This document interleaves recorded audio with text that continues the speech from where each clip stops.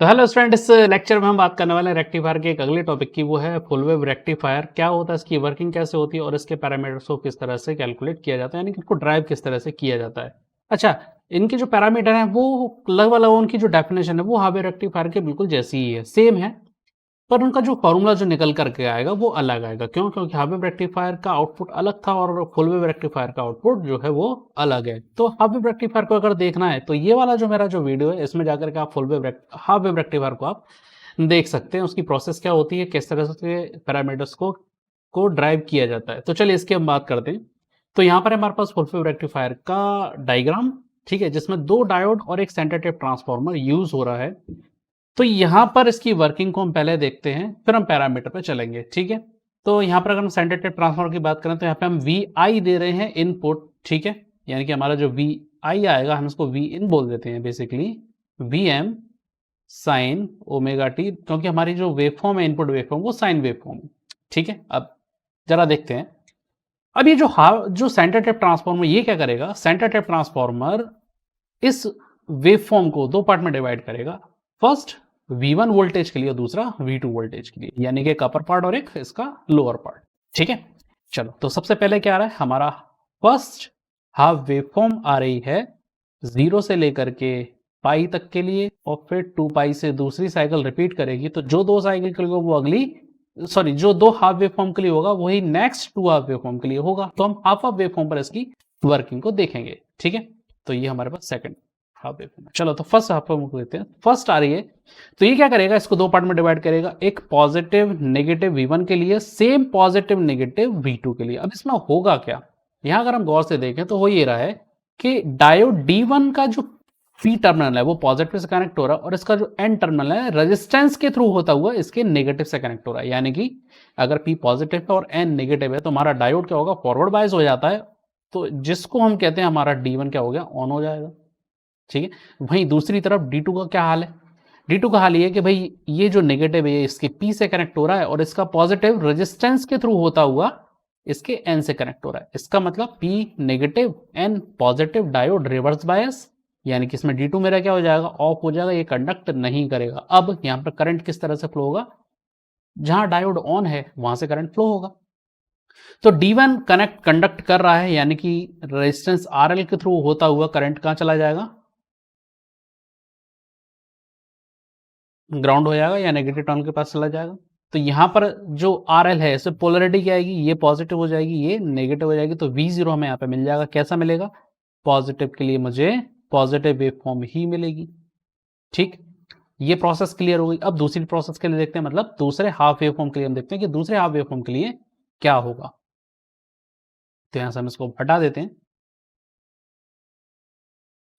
अच्छा, पोलरिटी को बना रहे थे क्योंकि पोलरिटी के साथ एक बहुत अच्छा जो है वो समझ में आएगा। चलो, अब क्या आ रहा है हमारे पास, दूसरी जो हाफ वेव में वो आ रही है जो नेगेटिव पोलरिटी की, यानी कि ये नेगेटिव हो जाएगा, ये पॉजिटिव हो जाएगा, ये नेगेटिव और ये पॉजिटिव। कंफर्म? ओके। अब जरा देखो क्या होता है कि D1 का जो P है वो नेगेटिव हो गया और पॉजिटिव रेजिस्टेंस होता हुआ किससे कनेक्ट हो रहा है, इसके N से। इसका मतलब D1 रिवर्स हो गया, यानी कि इस वेवफॉर्म के लिए D1 ऑफ हो जाएगा। वहीं D2 का P पॉजिटिव और N रेजिस्टेंस होता हुआ N से कनेक्ट हो रहा है, तो D2 ऑन हो जाएगा।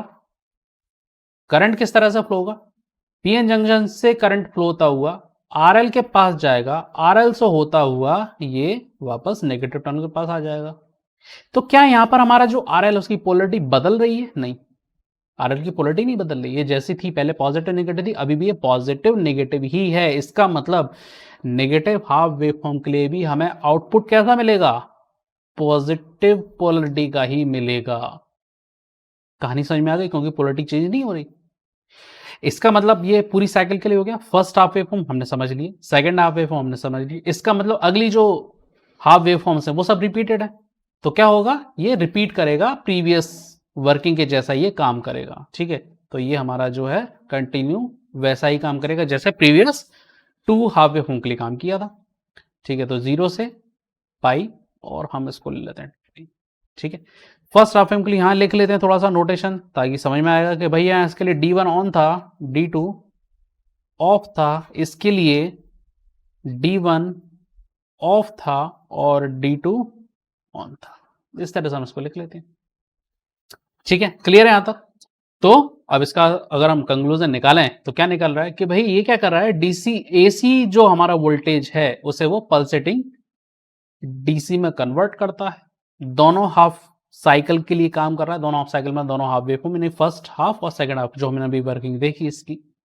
अगर हम डायोड की बात करें तो एक डायोड हाफ साइकिल के लिए कंडक्ट करेगा, दूसरा दूसरे हाफ के लिए कंडक्ट करेगा, जिसकी वजह से हमें यहाँ पर हमें कंटिन्यू पॉजिटिव वेवफॉर्म हमें मिलती रहेगी। तो ये हमारा फुल वेव रेक्टिफायर, क्योंकि ये पूरी साइकिल के लिए वर्क कर रहा है। हाफ वेवफॉर्म में क्या हो रहा था, एक साइकिल के लिए काम कर रहा था, दूसरे के लिए वो ऑफ हो रहा था। ठीक है, यानी कि दूसरी वेवफॉर्म के लिए हमको आउटपुट नहीं मिल रहा था। तो इतनी सी वर्किंग इसकी समझ में आ गई होगी। चलो अब आगे बात करते हैं उसके पैरामीटर, क्योंकि पैरामीटर्स को हम कैलकुलेट करते कैसे हैं।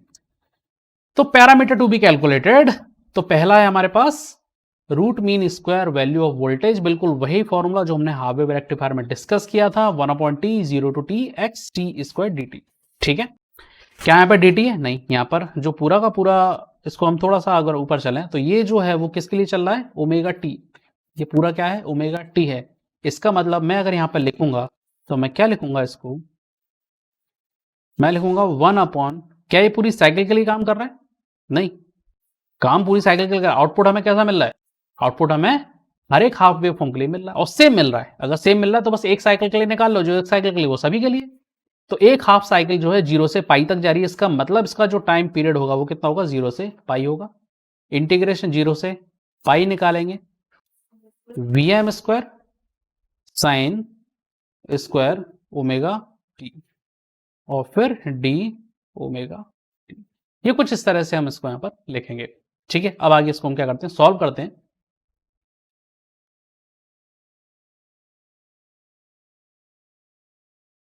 Vm चूंकि कांस्टेंट है तो Vm को बाहर कर लो अपॉन पाई, और अब यहां पर देखो जरा क्या मिलेगा हमें, यहां पर sine square omega T D omega T, है ना। इंटीग्रेशन 0 से pi sine square omega T और डी ओमेगा टी, ये हमें पूरा यहां पर इस तरह से मिलेगा। साइन स्क्वायर ओमेगा टी का डायरेक्ट निकाल सकते हैं, नहीं निकाल सकते, तो कैसे निकालेंगे भाई, साइन स्क्वायर थीटा का जो फॉर्मूला होगा वो क्या होता है, 1 minus cos 2 theta divide by 2 होता है। तो बस इसको यहाँ पर पुट कर दो, इससे हमारा जो कैलकुलेशन है वो हमारी आराम से हो जाएगी, इजीली हो जाएगी।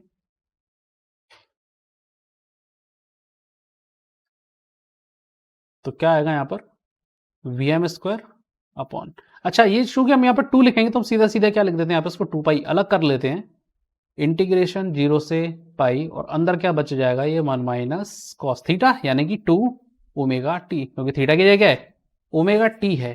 थीटा की जगह क्या है, ओमेगा टी है, तो हम यहाँ पे ओमेगा टी लिख देंगे। अब बस इसका क्या करना है, हमें इंटीग्रेशन करना है, अपर वैल्यू लोअर वैल्यू को हमें पुट करना है, वैल्यू में मिल जाएगी। Vm स्क्वायर अपॉन 2 पाई को ऐसे ही छोड़ देते, इसका इंटीग्रेशन का तो 1 का क्या आएगा, ओमेगा टी आएगा, माइनस इसका क्या आएगा, कॉस का होता है साइन, तो यहां पर हम sine 2 omega T divide by 2 रख देते हैं। ठीक है, और 0 से ये क्या हो जाएगा, पाई हो जाएगा। क्लियर, कॉस ओमेगा टी क्या होगा, साइन 2 ओमेगा टी अपॉन 2 हो जाएगा इसका इंटीग्रेशन। अब इसकी जो अपर वैल्यू लोअर वैल्यू है इसे यहाँ पर हम पुट कर देते हैं। भाई अगर value lower upper value lower value रखोगे तो साइन क्या होता है, पाई और 0 के लिए 0 होता है दोनों के लिए, तो कोई मतलब ही नहीं निकलता, अपॉन 2 पाई। तो सिर्फ क्या बचेगा यहाँ पर, ओमेगा टी के लिए ही यहाँ पर वैल्यू आएगी, केवल पाई। ओमेगा टी जरा अच्छा रखो इसको, ओमेगा टी पे हमने पाई रखा, ठीक है, साइन 2 पाई रखा हो, सो 2 पाई की वैल्यू क्या होती है, 0 होती है। ठीक है, माइनस 0 माइनस साइन 0 अगेन 0 होती है, तो पूरा जो 0 वाला जो सेक्शन है वो तो कैंसिल आउट हो गया, पूरा खत्म हो गया, एलिमिनेट हो गया वो। तो सिर्फ क्या बचा यहाँ पे, पाई वाला बचा।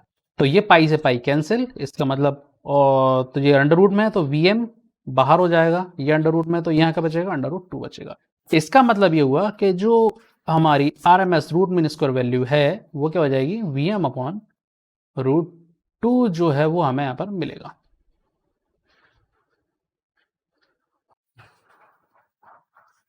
ओके, तो मेरे ख्याल से ये पूरा डेरिवेशन जो है वो समझ में आ गया भाई। अगर वीडियो अगर सही लग रहा है, अच्छा लग रहा है, तो इसको लाइक करो, शेयर करो और सब्सक्राइब करना मत भूलना। साथ ही बेल आइकन का बटन दबा देना जिससे आपको जो नेक्स्ट वीडियो की जो नोटिफिकेशन है वो मिल पाए। ठीक है, तो अब आगे के पैरामीटर पे आते हैं इसी अपील के साथ। नेक्स्ट है हमारे पास एवरेज और डीसी वोल्टेज VDC। तो सिंपल VDC बोलता है कि भाई जिस साइकिल के लिए हमें निकालना है, क्योंकि हमारे पास जो साइकिल है वो कॉमन है, सभी कॉमन मतलब सेम है, आउटपुट हमें सेम मिलेगा। ठीक है, तो जीरो से हम केवल केवल किसके लिए निकालेंगे, पाई के लिए। जो पाई के लिए वो 2 पाई वाले के लिए निकलेगा, वही 2 पाई से 3 पाई के लिए निकलेगा, क्योंकि सभी का डिफरेंस कितना है, पाई है। पाई से 0 पाई, पाई से 2 पाई पाई। इसका मतलब हम केवल क्या निकालें, 0 से पाई के लिए निकाल लेते हैं केवल। तो यहां पर हम लिखेंगे 0 से पाई क्या है हमारे पास, Vm sign omega T D omega T. तो ये हो गया हमारे पास एवरेज और डीसी वैल्यू। कैलकुलेट कर लेते हैं इसको हम।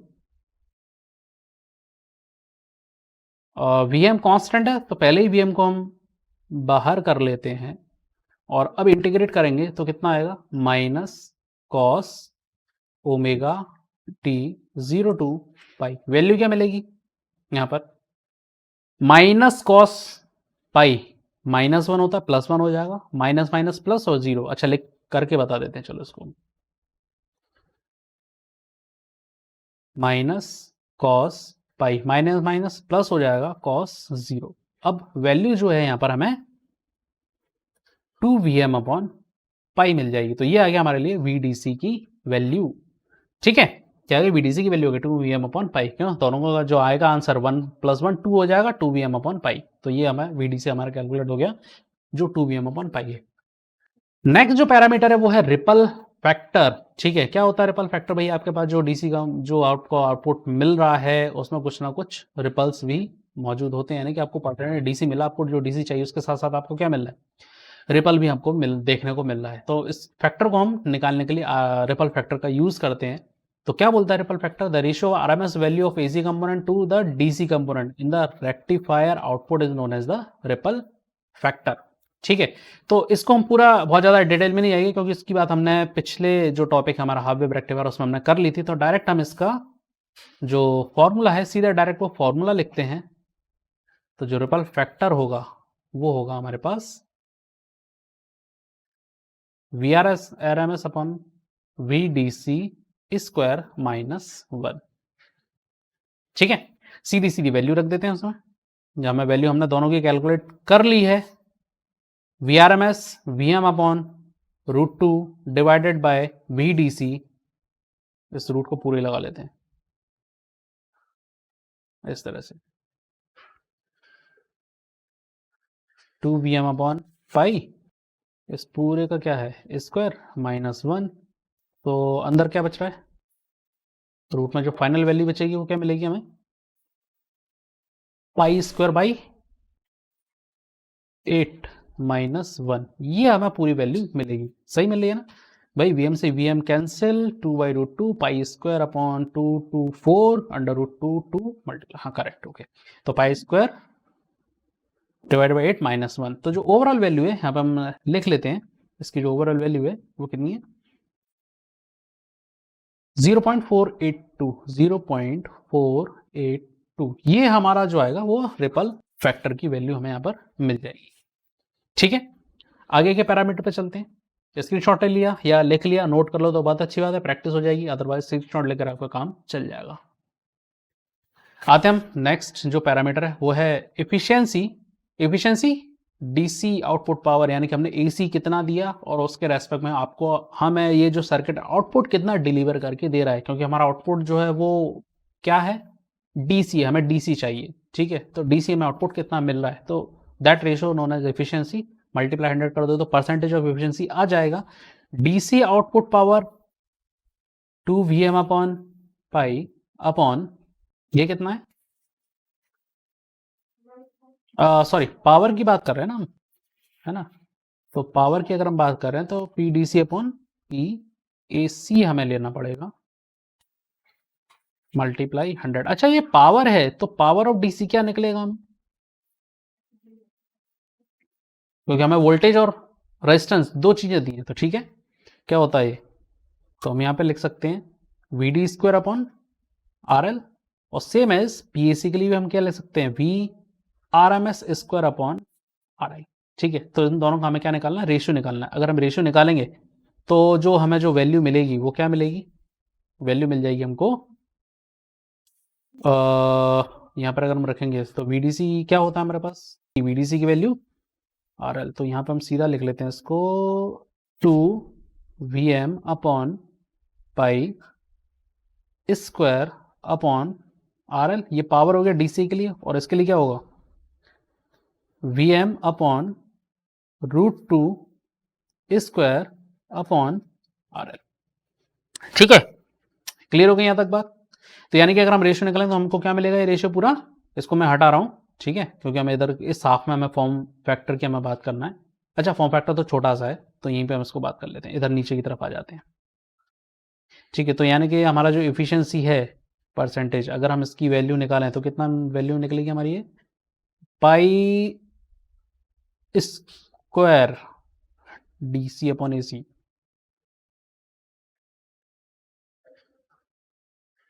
8 upon pi square, 8 upon pi square multiply 100। तो यहाँ जो वैल्यू आएगी वो अप्रॉक्सीमेट 81 पॉइंट लिख लेते हैं इसको अपन 2, तो 81.2% हमारी जो एफिशिएंसी हमें यहाँ पर देखने को मिलेगी।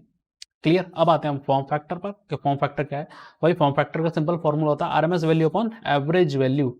तो आरएमएस हमारे पास गिवन है, ठीक है, और एवरेज वैल्यू भी गिवन है, तो वोल्टेज के फॉर्म में है ये आरएमएस वोल्टेज वैल्यू और एवरेज वैल्यू ऑफ वोल्टेज। ठीक है, तो यहाँ पर हम फिर से लिखेंगे इसको Vm upon √2 upon 2 Vm upon pi. इसका मतलब ये जो वैल्यू हमें जो पूरी की पूरी जो वैल्यू मिलेगी वो कितनी मिलेगी हमें, पाई अपॉन 2 √2। इसका मतलब ये जो वैल्यू कैलकुलेट होकर आएगी यहाँ पे हमें मिलेगी 1.11, ये वैल्यू हमें यहाँ पर मिलेगी। ठीक है, क्लियर। अब नेक्स्ट फैक्टर है पीक फैक्टर। इसमें बोल रहा है पीक वैल्यू, पीक वैल्यू मतलब Vm RMS Vm अपॉन √2। तो सिंपल क्या आ जाएगा ये √2, यानी कि पीक फैक्टर जो आएगा वो √2 आएगा।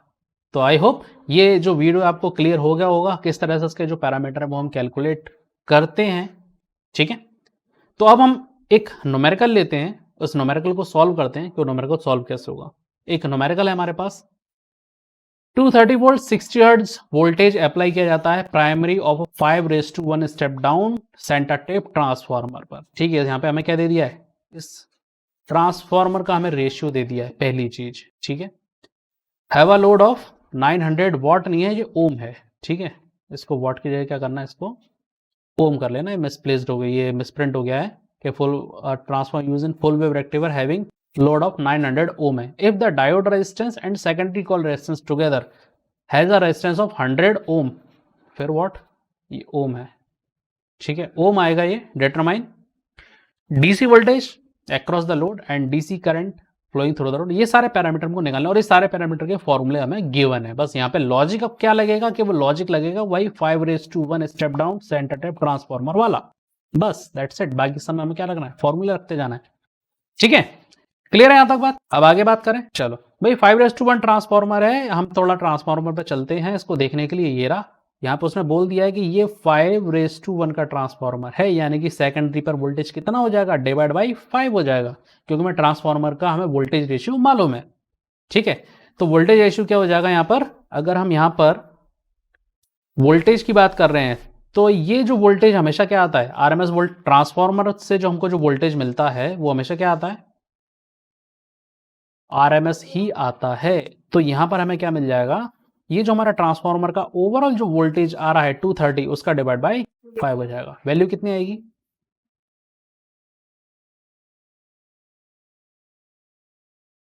46 वोल्ट आएगा।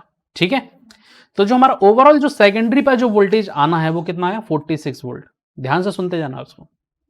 हमारा जो ओवरऑल जो सेकेंडरी पर यहां पर जो वोल्टेज आ रहा है वो कितना आ रहा है, 46 वोल्ट। अब ये जो सेंटर टेप ट्रांसफार्मर इस 46 को दो पार्ट में डिवाइड करेगा, एक V1 के लिए, दूसरा V2 के लिए, क्योंकि दोनों की सेकेंडरी जो इस सेकेंडरी का जो सेंटर टेप है, यानी कि V1 और V2 जो होगा दोनों का इक्वल होगा। इसका मतलब हमें यहाँ पे दो वैल्यू मिली, यानी कि Vrms1 Vrms2 हम दो बोल देते हैं क्योंकि दोनों एक ही चीज है।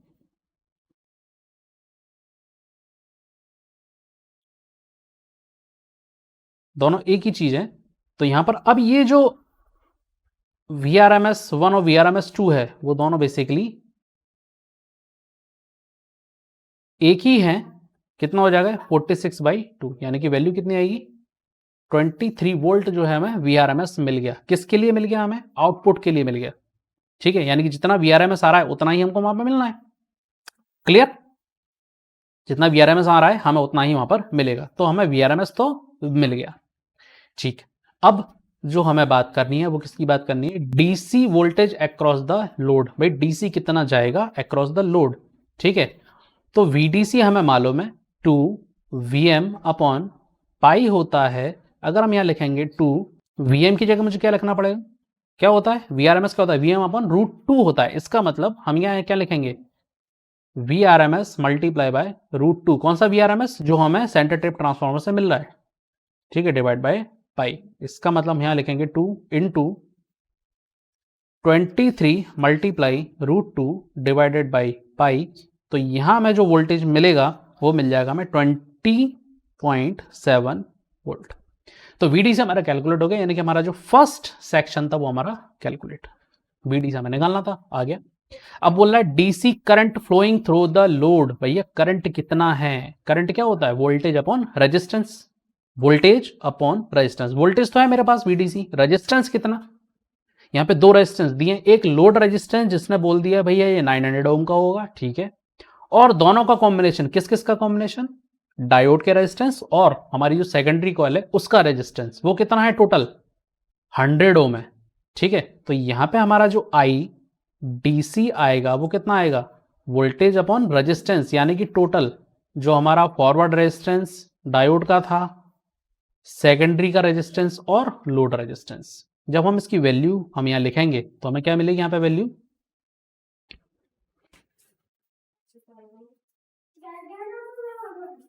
VDC, पहले VDC को लिख लेते हैं 20.7 वोल्ट। ठीक है, 20.7 upon RF plus RS। RF plus RS यानी कि डायोड का रेजिस्टेंस और सेकेंडरी का रेजिस्टेंस, ये दोनों मिला के कितना है? दोनों का एडिशन 100 है, दोनों मिला के 100 बोल रहा है। Together has a resistance of 100, तो 100 है ये, तो 100 प्लस 900 कितना हो जाएगा ये? 1000, यानी कि कितना मिलेगा मुझे? 20.7 इंटू 10⁻3। तो सिंपली हम लिख सकते हैं इसको 20.7 मिली एम्पियर।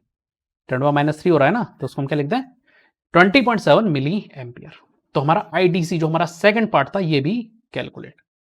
अब आते हैं हम किस पे? DC power delivered to the load, कि भाई डीसी पावर कितना जा रहा है। भाई बहुत सिंपल है, पीडीसी चाहिए हमको। करंट भी वोल्टेज भी किसी फॉर्म में भी ले लो, या वोल्टेज मल्टीप्लाई करंट कर लो, या करंट मल्टीप्लाई आरएल कर लो। ठीक है, हम मल्टीप्लाई करंट आरएल कर लेते हैं। आई डीसी का स्क्वायर इंटू आरएल हो जाएगा। आई की वैल्यू दी हुई है, ठीक है, और आरएल की वैल्यू भी गिवन है हमें। कितना मिलेगा ये हमें यहाँ पर जब कैलकुलेट करोगे? यानी कि हम इसको लिख लेते हैं 20.7 इंटू 10⁻³ का स्क्वायर इंटू 900। तो ओवरऑल जो वैल्यू मिलेगी हमें 0. लिख लेते हैं इसको 386 वॉट हमें ये आउटपुट पावर मिलेगा। ठीक है, क्लियर है यहां तक? तो भाई हमारा जो VDC है वो भी हमारा हो गया, DC power to the load. अब नेक्स्ट आ रहा है PIV across the each diode. भाई PIV across the each diode कितना हो जाएगा? 2 VM हो जाएगा। सिंपल, कितना हो जाएगा? 2 VM, क्योंकि 2 वोल्टेज है ना, तो डायोड के लिए कितना लेना पड़ेगा? पीक इनवर्स 2 VM हो जाएगा। ठीक है, तो PIV विल बी 2 VM, तो 2 मल्टीप्लाई VM कितना? 23 मल्टीप्लाई बाय √2 हो गया, VRMS इंटू मल्टीप्लाई √2। तो ये हमारे लिए PIV हो जाएगा। Ripple voltage and it's frequency. भाई रिपल फैक्टर और रिपल वोल्टेज में अंतर है। ठीक है, रिपल वोल्टेज हमें चाहिए, तो रिपल वोल्टेज का जो फॉर्मूला होता है हम इसको बोलते हैं VRMS अंडर रूट। यानी कि क्या करें हम, जो हमारा पूरा जो हमें वेवफॉर्म मिल रहा था हमें, उसमें से हम जो हमारी डिजायर्ड डीसी वैल्यू है उसे क्या करो? माइनस कर दो, तो हमारा क्या जाएगा? VRMS आ जाएगा। यानी कि हम कैसे लेंगे इसको? VR यानी कि RMS का स्क्वायर माइनस VDC का स्क्वायर। इस तरह से अगर हम करेंगे तो हमें वैल्यू हमारी मिल जाएगी। तो R क्या है हमारे पास? 20.7 का स्क्वायर, सॉरी VRMS कितना हमारा 23 है ना, VRMS हमारा निकला हुआ है, तो 23 का स्क्वायर और DC कितना है 20.7 का स्क्वायर। तो ये है, कितना आ जाएगा हमारा ये वैल्यू, हमने कैलकुलेट कर रखी तो उसको हम लिख लेते हैं। ये आ रहा है हमारे पास 10.05, ओके 10.0.5 वोल्ट। क्लियर है यहां तक? अब नेक्स्ट है हमारे पास फ्रीक्वेंसी। इसकी फ्रीक्वेंसी कितनी, अच्छा फ्रीक्वेंसी ये थोड़ा सा ट्रिकी है, कैसे निकलेगी फ्रीक्वेंसी, जरा इसको देखो भाई। एक इतने टाइम ड्यूरेशन में कितनी साइकिल आ रही है, एक ही साइकिल आ रही है, जबकि आउटपुट पे कितनी साइकिल आ रही है, दो। ये हमारे लिए साइकिल ही है 1 2। तो इसकी एक साइकिल में है हमें आउटपुट की 2 साइकिल मिल रही है, यानी कि फ्रीक्वेंसी क्या हो जाएगी, डबल हो जाएगी। जस्ट 2 साइकिल मिल रही ना, तो जस्ट फ्रीक्वेंसी क्या हो जाएगी, इसकी डबल हो जाएगी। तो फ्रीक्वेंसी हो जाएगी 2 × 60 यानी कि 220 हर्ट्ज, यहां पर ये हमें मिलेगा। अब क्या आ रहा है यहाँ पर, रेक्टिफिकेशन एफिशिएंसी। तो भाई रेक्टिफिकेशन एफिशिएंसी कैलकुलेट करके कमेंट करके बताना कि भाई रेक्टिफिकेशन एफिशिएंसी कितनी आएगी। क्यों? क्योंकि रेक्टिफिकेशन एफिशिएंसी का हमें फॉर्मूला मालूम है, कैलकुलेट किया हुआ है। बस सारी वैल्यू हमारे पास गिवन, इन वैल्यू को रखना है, रेशो लेना है, कैलकुलेट करना और कमेंट में लिख करके बताना है कि क्या इसकी वैल्यू होगी। तो उम्मीद है कि आपको ये वीडियो पसंद आया होगा, अच्छा लगा होगा तो शेयर कीजिए, लाइक कीजिए और बेल आइकन का बटन जरूर करना, ताकि नेक्स्ट वीडियो की आपको नोटिफिकेशन मिल पाए।